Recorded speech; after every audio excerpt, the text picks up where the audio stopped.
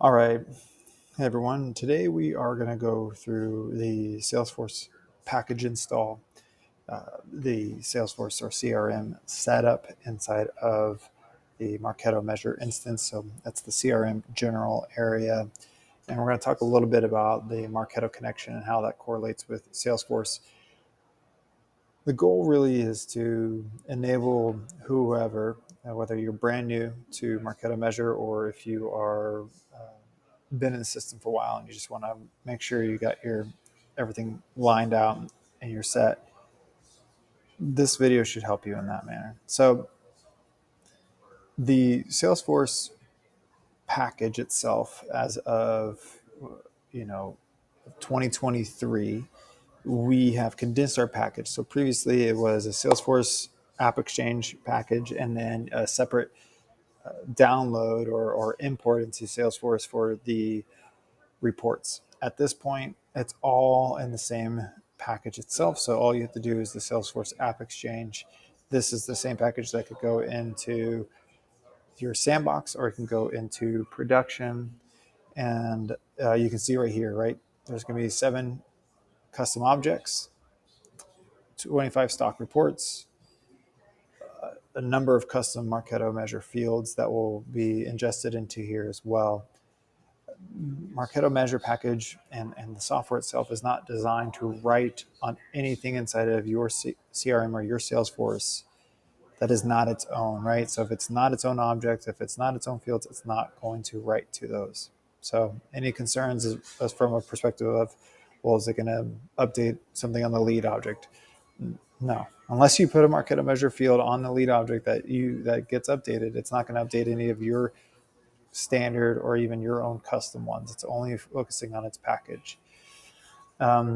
With the install, our documentation does stay installed for all users. This really is our best practice because from a Salesforce perspective, you can change the page layouts to show Marketo Measure data or to not show Marketo Measure data. So we just really strongly suggest doing the install for all users and modifying access at the user permission profile. And that's really all it is to this. I'll put these links in the notes section. So once that's installed, you'll want to go into your connections and you'll connect here. It'll be blank, so you just set up a new CRM, you connect your Salesforce, and voila, you're basically done. You'll go through the dedicated sync user and all of that. Once that's in place, you do have the ability to change the batch sizing for your APIs for each API call, and then this document covers the standard object access. So as I just touched on, right, there's fields that relate to the lead, right? But as you can see here, read and write access. So this is good for anyone that, if you have a sales op team or a Salesforce team that's like really cautious about the package, this document helps with that because you can say, okay, we're only going to write to these fields here, right? Similarly, we can read all these fields, but we're only going to write to these. Our software doesn't break out of that system. It doesn't, go rogue as a machine, right? And you can see that throughout. Okay. I'm going to talk a little bit more about where you can find the API usage and the changes there. So if I go into the CRM general section, we have the 50,000 right here for larger enterprise organizations that have the ability to go higher on the APIs. They typically do 150,000, 200,000, and so on and so forth. This is really, we set it at that 50,000 mark because it's a safe number for our clients. It typically is not going to hurt them from a Salesforce perspective as far as running all those calls. And then that 200 again is a really safe number. If you have a lot of jobs running inside of your Salesforce that just take a lot of time, you can increase this to 500, or you could decrease. You would want to increase it to like 500. But if it's just not that big of an issue and you want to, change the batch size to something lower, you can do that as well. It's really up to you. It would work with your CRM team on that. I would say within this configuration piece, though, more often than not, the daily CRM API is what's adjusted. The 200 is pretty safe for most clients, most users of the tool.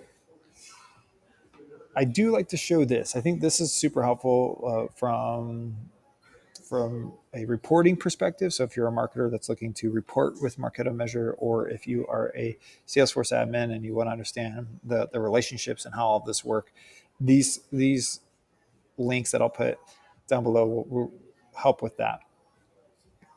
But as you can see here, right, we have all these things that plug into Marketo Measure at this point, and then it creates these objects here, and we're able to push to the touch point object. Now, this is not a comprehensive list. This is just to kind of show what's available.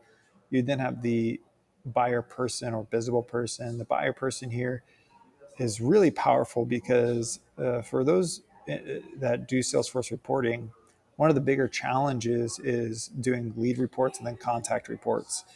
The person object, which is what this table is, or table, enables you to do lead and contact reporting all on one report because you have the person. You don't have to do that now. Because we relate back based upon the email address, we can associate back to the person object from the lead and contact and see what's their total engagement across those different objects. So it's really actually very powerful, and it reduces the amount of effort within reporting from what I've experienced.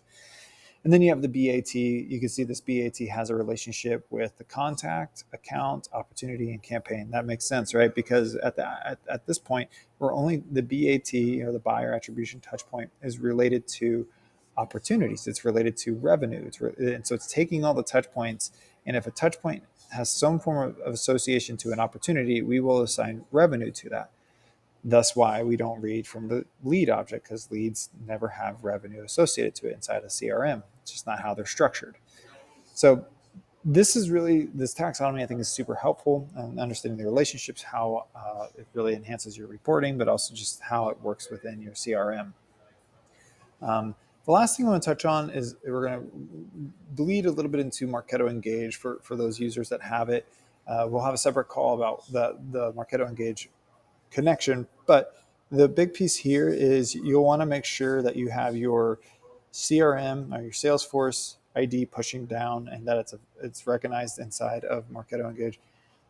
This should be very easily accessible, and you can see it even from the Microsoft side. You can see it, but as long as that's recognized, and we've worked with support to get Solar enabled, you'll be able to do some matching there. And I'll talk a little bit about that on the later call, but just wanted to call that out because that is a Salesforce feature that kind of bleeds into some of our other products there.